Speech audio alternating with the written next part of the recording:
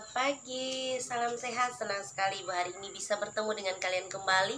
Pada hari ini kita bersama-sama masih mempelajari tema 8 di subtema yang ketiga. Nah, sekarang mari kita bersama-sama mempelajari materi pembelajaran pada pertemuan kali. Coba anak-anak ibu lihat dari gambar kegiatan apa yang dilakukan dalam kegiatan gambar tersebut dan di mana kegiatan itu biasa dilakukan serta apa saja tujuan dari kegiatan itu dan manfaat dari kegiatan tersebut. Kegiatan tersebut tadi merupakan kegiatan reboisasi. Nah, kegiatan itu merupakan penanaman pohon dapat dilakukan di daerah perbukitan yang tandus serta di lingkungan sekitar seperti halaman rumah atau sekolah. Tujuan dari reboisasi adalah kegiatan penanaman pohon bertujuan menghijaukan lingkungan dengan tanaman-tanaman berdaun hijau. Kemudian, manfaat dari reboisasi membuat lingkungan menjadi lebih asri. Jika pohon telah tumbuh besar dapat menahan erosi dan banjir. Akar-akar pohon dapat menahan persediaan air.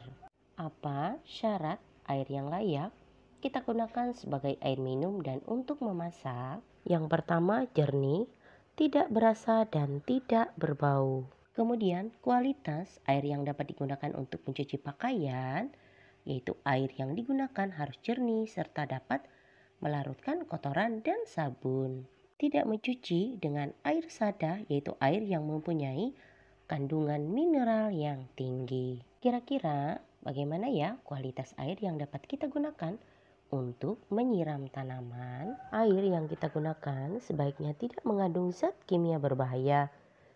Nah, namun kita dapat menggunakan air bekas mencuci bahan makanan atau air hujan untuk menyiram tanaman. Sebagian besar, 97% air yang menutupi planet bumi ini berupa air laut. Tentunya 3% air di dunia berupa air segar, yaitu air yang tidak asin, dapat digunakan untuk minum, memasak, dan mencuci, yaitu air tawar. Berikut persyaratan air bersih meliputi 3 komponen ya. Yang pertama, persyaratan secara fisik, syarat kimiawi, dan syarat mikrobiologi. Persyaratan secara fisik, tidak keruh, tidak berwarna, tidak berasa, tidak berbau, dan suhu antara 10 derajat sampai 25 derajat Celcius, serta tidak meninggalkan endapan. Kedua, syarat kimiawi, tidak mengandung bahan kimia yang mengandung racun, tidak mengandung zat-zat kimiawi yang berlebihan cukup yodium, dan pH air antara 6,5 sampai 9,2. Yang ketiga, syarat mikrobiologi yaitu tidak mengandung kuman-kuman penyakit seperti disentri, tipes, dan kolera. Nah, air sangat penting bagi kehidupan kita. Setiap hari kita menggunakan air. Dalam pembelajaran 1, kamu telah mengetahui syarat kualitas air yang bersih. Nah, sekarang bagaimana jika kualitas air yang kita gunakan tidak memenuhi standar? Sekarang silakan anak-anak ibu simak pembacaan teks non-fiksi yaitu Hari Air Sedunia. Hari Air Sedunia diperingati setiap tanggal 22 Maret. Dengan adanya peringatan Hari Air Sedunia, kita diingatkan bahwa persediaan air bersih semakin berkurang padahal jumlah penduduk semakin bertambah.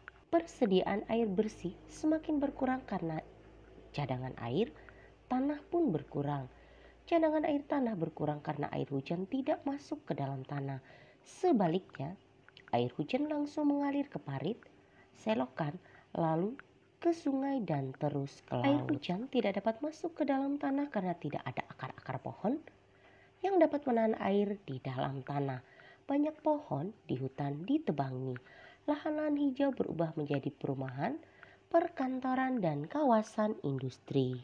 Berkurangnya cadangan air tanah mengakibatkan banyak mata air kering.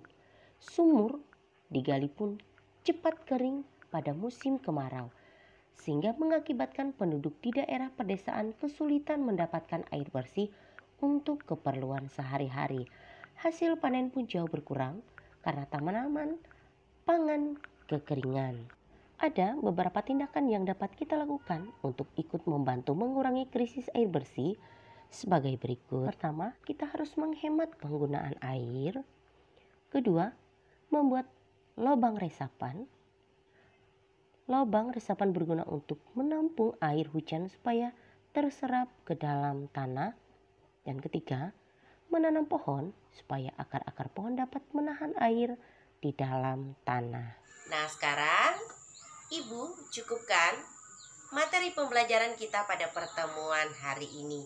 Sampai bertemu pada materi pembelajaran berikutnya. Tetap semangat belajar daring di rumah. Salam sehat.